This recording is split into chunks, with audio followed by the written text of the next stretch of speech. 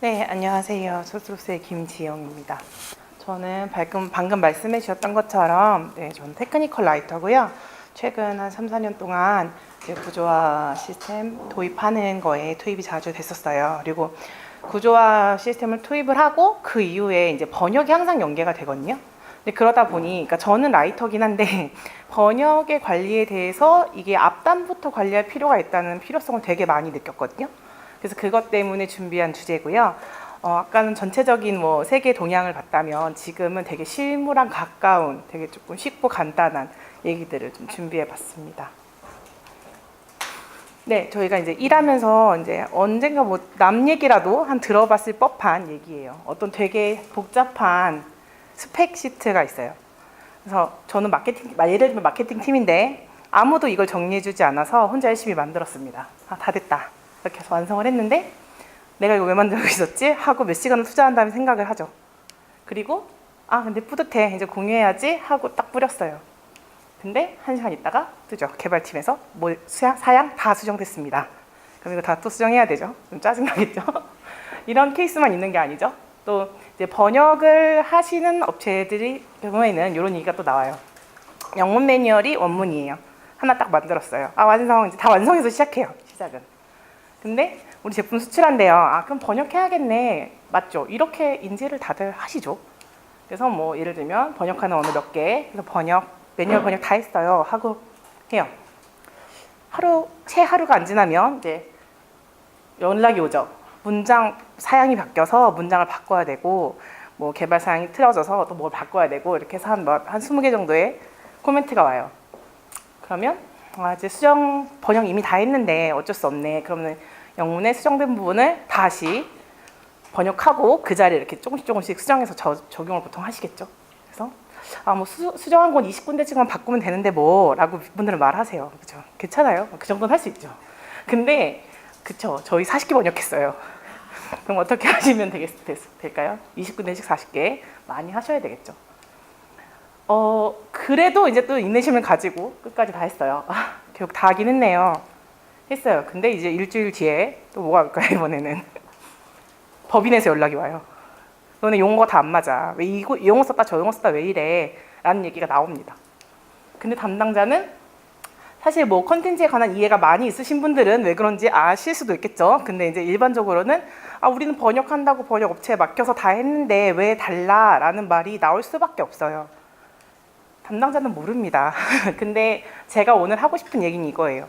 이런 상황을 관리하려면 저희가 콘텐츠를 어떻게 쓰고 어떻게 관리해야 되는지 알아야 되고, 그 다음에 그걸 저희가 아까 이제 앞 트렌드에 가장 많이 하게 될 콘텐츠 매니지먼트 시스템인 CMS를 적용했을 때, 그럴 때는 번역 관리를 어떻게 해야 되느냐라는 말씀을 드리려고 했어요.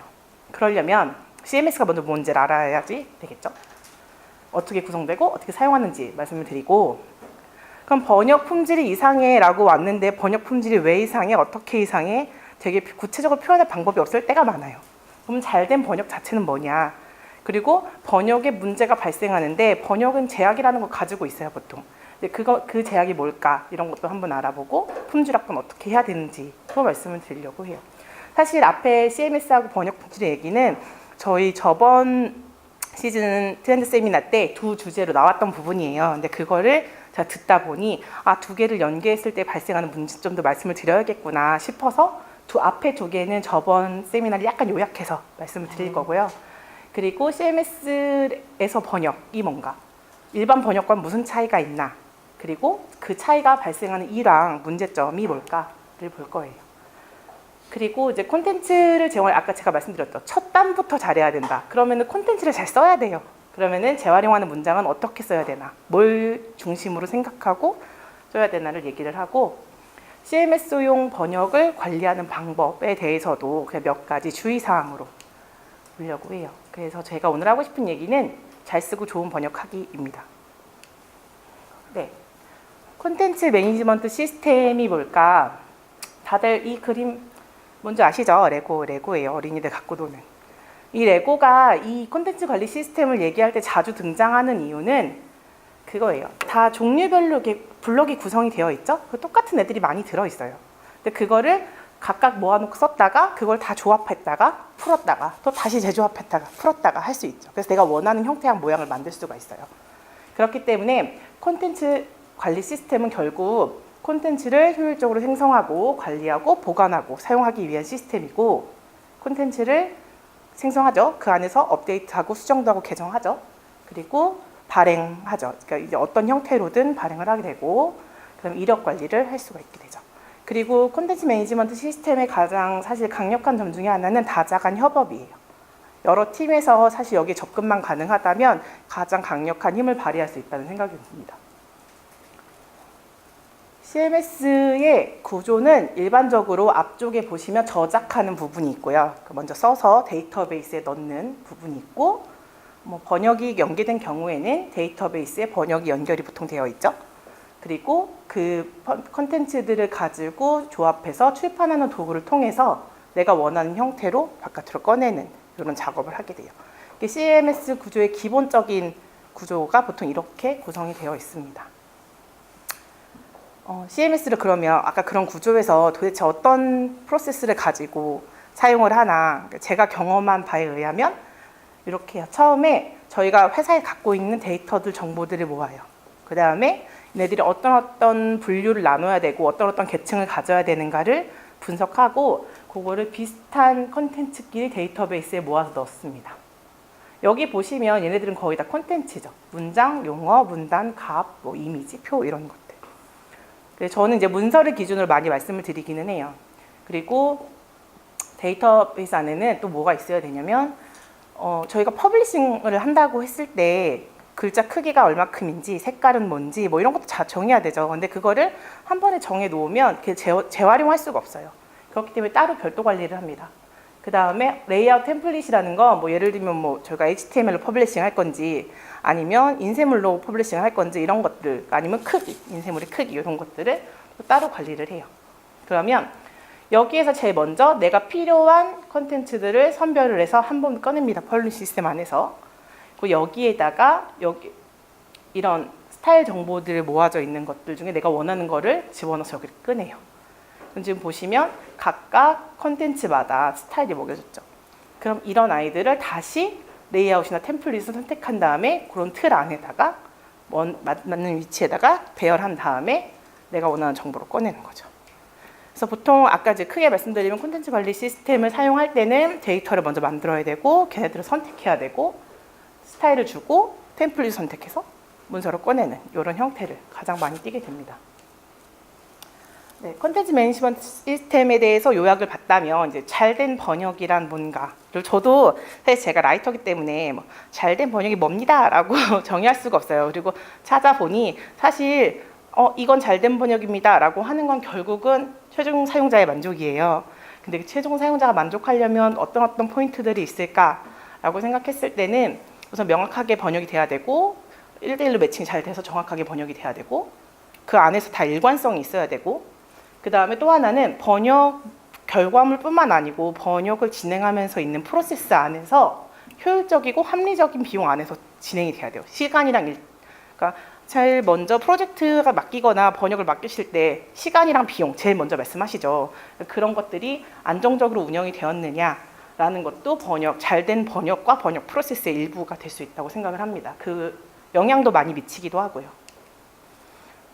번역에는 방금 말씀드린 그 프로젝트를 진행함에 있어서 제약이 꼭 발생을 해요. 사실 모든 프로젝트가 마찬가지로 번역이 아니더라도 하시고 있는 일의 모든 프로젝트는 다 제약이 있을 겁니다.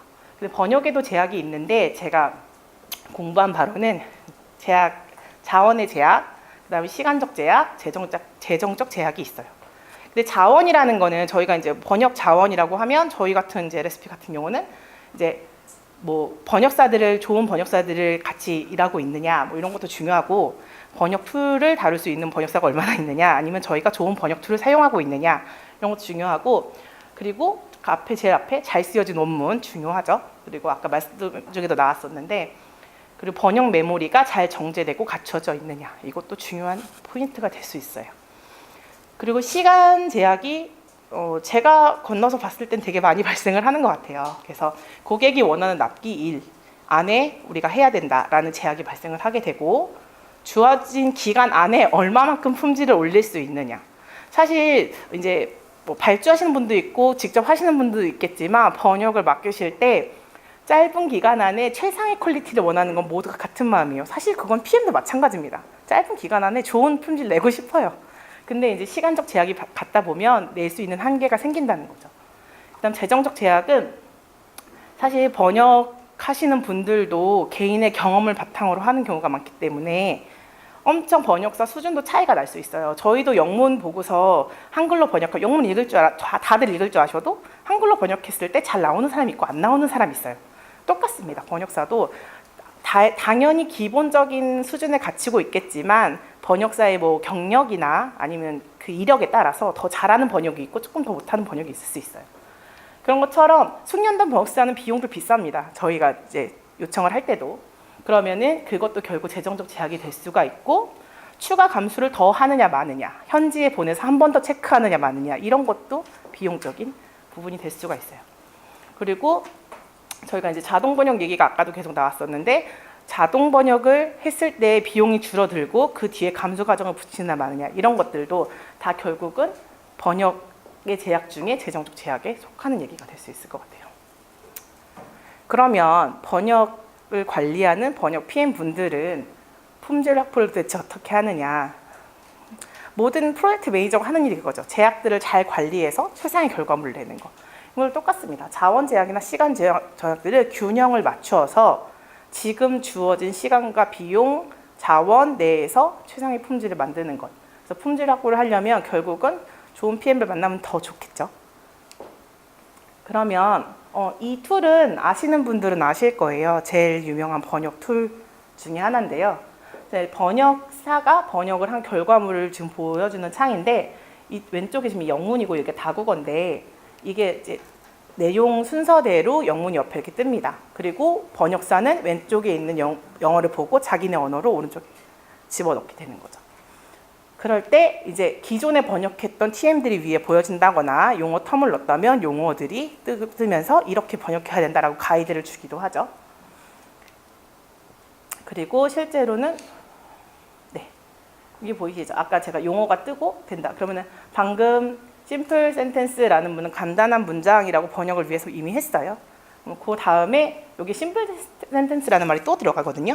그러면 앞에 있던 번역한 거를 밑에 가이드로 줍니다. 너가 아까 심플 센텐스를 이렇게 번역했어 라고. 그럼 이거는 결국은 툴을 통해서 번역의 품질을 올리는 거예요. 똑같은 말은 똑같이 번역되도록. 그래서 이런 방식으로 전문 번역사들이 작업을 합니다. 그러면 제가 여태까지 번역, CMS랑 번역에 대해서 얘기를 했는데 CMS에서 하는 번역은 얘랑 뭐가 다른데 이제 저도 이제 항상 이제 품질 이슈가 발생하다 보면 그런 생각을 많이 하게 돼요. 그리고 아까 보셨던 표죠. 저희 데이터베이스 안에 유사한 내용들끼리 이렇게 모아놔요. 저희가 구조화를 해서 이제 그러다 보면 여기에서 선택해서 제가 사용한다고 아까 말씀을 드렸었거든요. 그럼 선택해서 사용을 하면 CMS 특성상 한 번 번역된 거는 두 번 번역하지 않아야 효율적이죠. 그렇기 때문에 얘네들이 번역이 되려면 이렇게 아까 그 용어나 이런 거 모아두는 것들을 이렇게 넣어놔요. 보시면 얘는 크기나 모양, 색깔에 관한 정보는 없어요. 요 텍스트에 대해서. 그냥 플레인 텍스트입니다. 그러면 이런 어서링 툴에다가 이것들을 집어넣어 놓죠. 그리고 번역을 할 때도 마찬가지입니다. 똑같은 건 두 번 번역하지 않아요. 지금 작아서 잘 안 보이는데 지금 하얀색 부분들은 기존의 DB에 없는 문장들을 저렇게 하얀색으로 표시가 됐고 회색 부분들은 기존의 DB에 있다라고 표시가 되는 부분이에요. 여기 보시면 옆에 이게 뭐 트랜슬레이션 넘버라고 해가지고 몇 개의 언어로 번역되어 있는지도 뜨고 나중에 눌러보면 어떤 언어로 번역되어 있는지도 뜹니다. 그럼 아까 번역이랑 좀 다른 점이 눈에 보이시나요? 아까는 문서 하나를 두고 순차적으로 보였어요. 근데 이번에는 중간에 뚝 띄어먹고 그 다음 내용이 보이죠. 이게 저희가 좀 다른 부분이 순차적으로 있으면 맥락이라는 게 생기는데 그게 없죠. 그래서 CMS 문장을 재활용하는 예시를 보면 이게 지금 매뉴얼이 세 종류가 있는데 같은 매뉴얼처럼 보이지만 다른 매뉴얼입니다. 다른 매뉴얼에 따왔어요. 하나는 똑같은 업체에는 맞아요. 냉장고 매뉴얼, 하나는 에어컨 매뉴얼, 하나는 세탁기 매뉴얼이에요.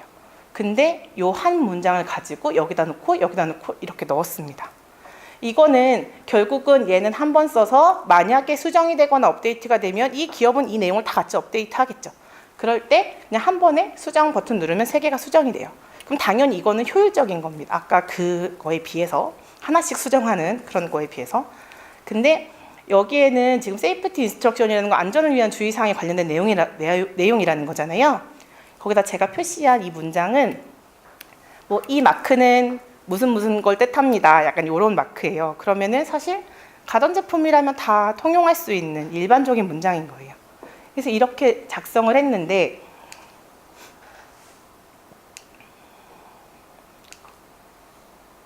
아까 이 툴에 끊겨서 들어간다고 말씀을 드렸죠. 요거 하나 둘 셋 하나 둘 이렇게 끊겨서 딱 들어가면 아까 맥락이 없어요. 그래서 갑자기 이 문장이 튀어나왔다가 저 문장이 튀어나왔다가 막 이렇게 됩니다. 그러면 번역사 입장에서 봤을 때는 물론 A로 번역하는 건 어렵지 않겠지만 만약에 앞에 잘 쓰여진 문장이 아니었다면 나중에 예시를 보실 건데 아니었다면 내가 이걸 도대체 뭘로 이해하고 번역해야 되나 라는 생각을 하게 돼요. 자, 이거 혹시 광고인데 보신 적 있으실 거예요. 맥락을 이해하는 번역 기술을 만들고 있습니다. 라고 해가지고 어떤 이제 대형 포털 사이트에서 어플에 대한 선전을 하면서 이걸 나오죠. 그러면 번역에서 맥락이 있는 것과 없는 것이 얼마나 중요한지 이걸 이제 말씀드리려고 해요. 원문 텍스트가 있는데 뭐 영어 되게 잘하시는 분들도 계실 것 같아서 보시면 제가 이렇게 표시를 해놓은 이유가 나중에 있어요. 자, 하나 더 볼게요. 번역 텍스트 A가 있고 번역 텍스트 B가 있습니다. 한번 읽어보시면 어디가 더 눈에 들어오시는지 혹시 보실 수 있을까요? 저 엔드 있어서 고 나왔고 근데 여기 할 만한 문장이 없는데 뭐뭐 하면 켜지고 뭐뭐 하여 합니다. 이렇게 나왔어요. 근데 뭐 이미 두 개 다 읽어보신 분들은 알겠지만 B가 조금 더 자연스럽습니다. 보시면 길게 누르고 있다가 켜졌을 때 전화기가 네트워크를 검색합니다. 잘 읽어보면 사실 요것만 드리잖아요. 그럼 뭐 어쩌라는 거야? 약간 이렇게 돼요. 근데 이토 동안 버튼을 누르면 기계가 켜지고 전화기에서 네트워크를 검색해가지고 정보를 가지고 옵니다. 지금 이런 말이잖아요. 근데 만약에 이 영문만 두고 봤을 때 이 번역 텍스트 A가 틀린 거냐? 틀린 번역이 아니에요. 이것만 보고 봤을 때는. 근데 만약에 이 문장을 본 번역사나 이런 사람이 얘는 어떤 제품의 매뉴얼이고 이 매뉴얼은 사용자를 위한 거예요. 이렇게 말을 했을 때 이렇게 쓸까요? 이렇게 쓸까요? 그러면은 사람이 눌러야 된다. 프레스 앤 홀드라는 말은 보통 매뉴얼에서는 사용자가 지시하도록, 사용자가 그 행동을 하도록 할 때 이렇게 많이 시작을 하거든요. 그러면 그런 맥락을 가지고 이 사람은 원문이 그렇게 좋지 못하더라도 안정적인 번역을 해낼 수가 있는 거죠. 그래서 맥락이라는 걸 이해하는 것과 아닌 것의 중요한 차이점을 보여드리려고 이렇게 했습니다. 맥락이 이렇게 중요한데 그 맥락을 CMS를 도입한다는 건 효율성을 올린다는 거잖아요. 근데 효율성을 올리려고 CMS를 도입한다고 해서 좋은 번역 품질이 나올 수가 없어요. 이게 맥락이 없어지는 거는 피할 수 없는 길입니다. 왜냐면 계속 똑같은 거 전체 놓고 번역하면 맥락 제일 좋죠. 근데 이제 번역 비용이 많이 들어가겠죠. 그래서 효율적으로 글쓰기를 하는 방법을 먼저 생각을 해야 됩니다. 재활용하는 문장 쓰기의 첫 번째, 활용할 수 있는 문장을 써야 돼요. 효율적으로. 아까 그 매뉴얼 계속 나올 건데 이 3개의 매뉴얼에 보면 여기 똑같은 문장이 계속 반복이 돼요. 근데 특징이 하나가 있습니다. 뒤에 더 어플라이언스라고 들어갔어요. 예를 들면 원래는 어린이가 뭐 냉장고 근처에 가지 못하게 하세요. 뭐 세탁기 근처에 가지 못하게 하세요. 이렇게 써야 되는데 그냥 이건 효율성을 위해서 그냥 더 어플라이언스 그 제품 근처에 못 가도록 하세요. 이렇게 하는 거예요. 그러면 이 회사 입장에서는 이 문장이 여기만 바뀌었다고 했을 때 사실은 번역 3번 해야 됩니다. 여기만 바뀌었다고 해서 번역 안 할 수는 없잖아요. 그래서 해야 되지만 이렇게 하나로 통일을 할 수 있는 거죠. 그래서 이 하나의 문장으로 여러 군데 활용할 수 있게 쓰는 게 재활용하는 문장 쓰기 첫 번째 포인트예요. 그래서 재활용하려면 우선은 쓸 때부터 내가 이걸 다른 데 활용할 수 있나 없나 이거를 고민하게 된다는 거죠. 두 번째는 본체의 마개를 여세요, 물주기께 마개를 여세요, 뚜껑을 여세요, 뚜껑을 돌리세요. 다 똑같은 말입니다. 결국 하나로 쓰면 되죠. 마개를 여세요.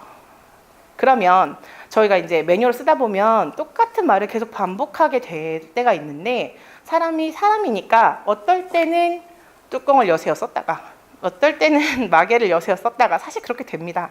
그리고 저희도 이제 검토를 하는데, 이렇게 쓰면은 어떻게 될까요? 이거 번역할 때마다 다 다른 문장으로 체크가 되고 그만큼 비용이 점점 올라가겠죠. 이게 지금 되게 쉬운 예지만 앞으로 봤을 때는 막 이만큼씩 뭉탱이로 똑같은 말도 되게 많이 들어가요. 매뉴얼이라는 특성 자체가. 꼭 매뉴얼이 아니더라도 마찬가지입니다. 저희 세이브 에즈 되게 많이 하시죠. 세이브 에즈 안 해본 분은 없으실 거예요. 그러면 세이브 에즈가 됐다는 건 어쨌든 다른 정보를 더 추가하거나 뺄 거란 뜻인데, 그 나머지 빼고 추가한 거 나머지의 부분은 결국 똑같은 부분인데 계속 번역하고 있겠죠.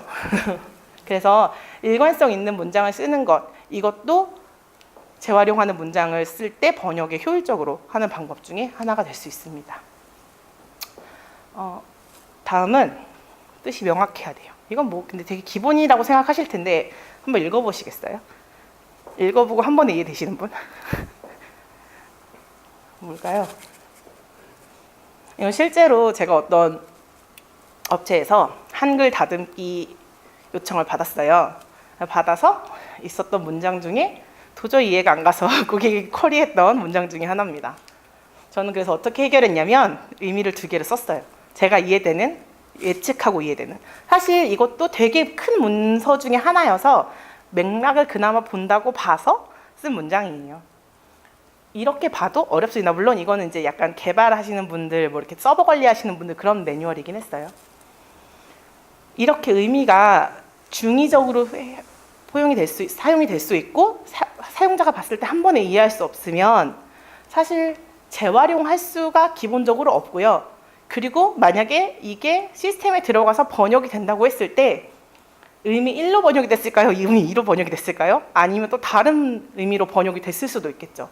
그러면 우선은 얘는 정보로서의 가치를 잃어버리는 거예요. 그래서 원문 쓰기를 되게 명확하고 간결하고 깨끗하게 해야 좋습니다. 그래서 아까 자동 번역 얘기도 잠깐 나왔었는데, 자동 번역에서도 포스트 에디팅에 많이 초점을 맞추고 있긴 하지만 프리 에디팅도 굉장히 중요한 부분 중에 하나예요. 자동 번역을 해서 되게 많은 효율을 낼 수 있다면 원문을 프리 에디팅 하는 것도 되게 좋은 방법이 될 수 있는 이유 중에 하나가 이런 겁니다. 자, 그래서 여태까지 이제 번역 원문을 잘 쓰려고 노력을 했어요. 그리고 효율을 위해서 CMS를 도입을 했죠. 근데 그래도 어쨌든 CMS에서 맥락을 버리는 건 제가 피할 수 없는 거라고 말씀을 드렸잖아요. 그렇기 때문에 결국은 CMS에서 좋은 번역을 하기 위한 노력을 하긴 해야 돼요. 왜냐하면 CMS는 결국 번역의 품질과는 상충관계가 무조건 발생을 합니다. 그렇기 때문에 어떤 노력을 하면 좋을까라고 했을 때 그 번역 프로세스 안에 있는 모든 관계인들이 콘텐츠 속성을 이해하면 되게 좋아요. 예를 볼게요. 우선 콘텐츠, 그 CMS에서의 콘텐츠의 속성은 재사용하는 거에 대한 속성입니다. 그래서 하나의 콘텐츠가 여러 곳에서 다시 해야 되고, 다음 모델, 다른 문서에서도 활용될 수 있다는 걸 인지를 해야 돼요. 그리고 완전히 다른 종류의 문서나 막 예를 들면 매뉴얼을 쓰려고 스펙시트를 만들어 놨는데 그 스펙시트가 카탈로그에도 활용될 수 있고, 그 다음에 내부에서 만드는 자료 장표에도 활용될 수 있고 이럴 수가 있어요.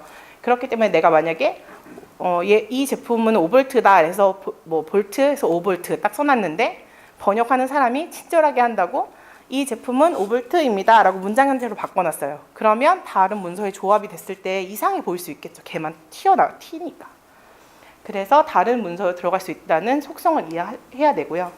또 하나는 하나의 의미 단위별로 쪼개져가지고 다국어로 번역된다는 것도 콘텐츠의 속성이 될 수 있어요.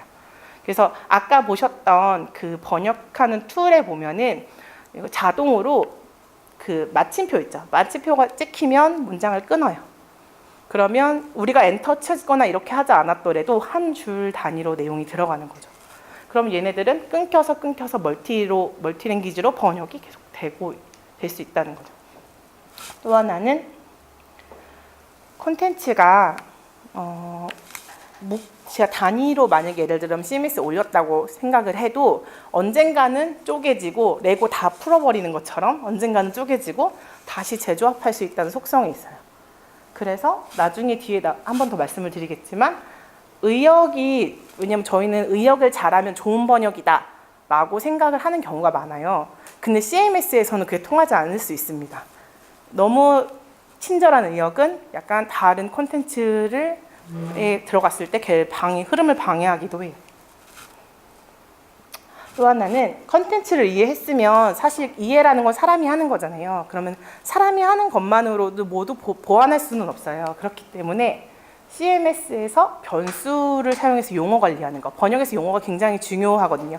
근데 그 중요한 용어를 어떻게 관리할지를 보는 거예요. 이 화면을 좀 설명을 드리면 제일 먼저 이 웹 같은데 이제 HTML 같은 거 관리하시는 분들이나 앱의 모바일 번역 이런 거 보면은 변수 처리를 굉장히 많이 해요. 예를 들면 사람 이름이 김정님 환영합니다 이렇게 나오면 앞에 김정님은 계속 바뀌잖아요. 사람마다. 그런 것처럼 그 자리를 이름이라는 변수 처리를 하잖아요. 그런 것처럼 똑같이 저희도 매뉴얼에 프레스 더 무슨 버튼이라는 거, 무슨 버튼을 변수 처리하는 거죠. 그 다음에 세트를 만드는 거예요. 이 버튼이란 이름은 이런 케이스일 때는 전원이랑 파워 같이 들어가고 이런 케이스일 때는 영문만 들어가고 이런 케이스일 때는 독일어만 들어가고 이런 식으로 케이스를 쭉 만들어서 용어 세트를 만드는 거죠. 그러면 한 문서 안에서 용어의 일관성이 깨진다거나 흐트러질 일이 없어져요. 그렇게 돼서 얘네들을 여기에다가 변수 이름을 적었죠. 그럼 그 변수가 들어가면서 이 세트를 가지고 들어가게 돼요. 그리고 만약에 다른 프로파일을 적용을 하면 아까는 여기에 파워만 있었거든요. 근데 이번에는 이 세트를 적용을 한 번에 해주는 거예요. 이 문서 전체적으로 이렇게 한다고 하면은 당연히 용어 일관성이 안정적이게 되겠고 번역이 어떻게 되던 간에 기본적으로는 용어 일관성 하나는 맞췄다라고 해서 기계의 도움을 받을 수 있다는 거죠. 이해를 했고 기계의 도움까지 받았으면 얘는 이렇다라고 지침을 만들어서 공유하는 게 생각보다 되게 중요하더라고요. 제가 경험을 해보니 사실 번역 가이드는 일반적으로 번역할 때도 다 나갑니다. 번역 가이드가 나가는데 이런 가이드, 기본적인 가이드에다가 우리의 컨텐츠는 이런 컨텐츠입니다. 예를 들어서 아까 그 어플라이언스를 실제로 있었던 일이긴 한데요. 그 어플라이언스를 어떤 언어의 번역사가 너무 친절해서 세탁기 주변에 어린이가 가지 못하도록 하세요 라고 번역을 해준 거예요. 근데 저희는 예를 들면 걔가 뭐 스페인어나 다른 언어였다면 뭐라고 번역됐는지 사실 담당자들은 알 수 없어요. 저희가 볼 수 있는 범위는 사실 영문까지밖에 없거든요. 그런데 그거를 CMS에 업로드가 됐고 그 CMS는 모든 관계인들이 다 사용을 했어요.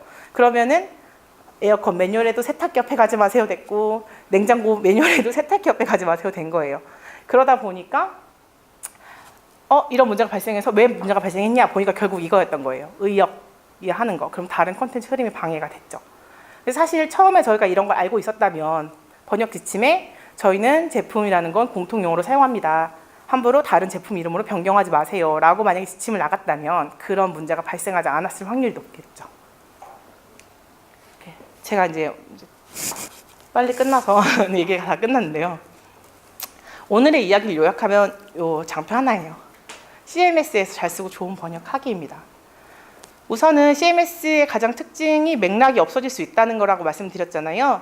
맥락이 없어도 그냥 일반적인 가이드를 만으로도 좀 안정적인 품질을 유지하는 번역을 해내는 것 이거거든요. 그래서 효율성 올리고 품질의 기본은 확보한다. 이렇게 저는 그래서 이 세 가지를 말씀드렸는데 잘 쓸 때는 여러 곳에서 활용할 수 있는지, 그 다음에 일관성이 있는지, 그 다음에 뜻이 명확한지 이 세 가지를 체크해 보시면 좋을 것 같고요. 번역을 할 때는 콘텐츠의 속성을 내가 이해하고 기능의 도움을 받고 마지막으로는 그걸 정리해서 공유하는 것. 이렇게 하시면 아무래도 만약에 CMS를 이제 접하시거나 이미 뭐 도입하셨을 수도 있고 도입하시게 된다면 이 점들을 미리 알고 가시면 저희가 선행했던 그런 잘못들이나 그런 품질 이슈들이 조금 더 줄어들지 않을까라는 생각을 많이 했습니다. 네, 이만 발표 마치겠습니다.